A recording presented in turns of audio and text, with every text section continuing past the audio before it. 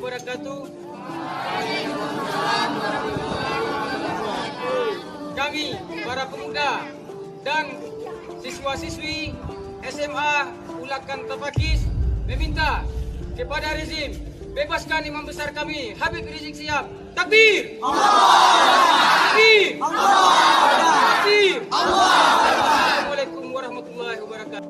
Sebuah video memperlihatkan sejumlah remaja berpakaian seragam SMA yang meminta Habib Rizik Syihab dibebaskan viral di media sosial.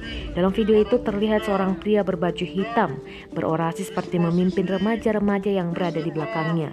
Dalam keterangan sebuah akun Twitter yang mengunggah ulang video itu pun meminta pemerintah untuk segera menyelidiki dan menindaklanjut orang-orang dalam video itu.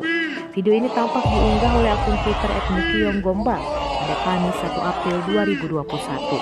Dalam video itu terlihat seorang pemuda mengenakan baju hitam dan topi putih berdiri di depan. Kemudian ia menyampaikan pernyataan sikap untuk membebaskan Habib Rizik Syihab dari kasusnya.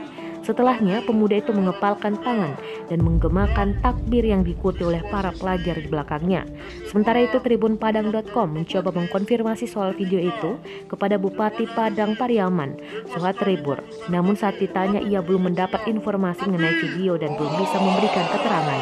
Kendati demikian, Suhatribur menyatakan pihaknya akan menindaklanjuti aksi dalam video yang beredar itu.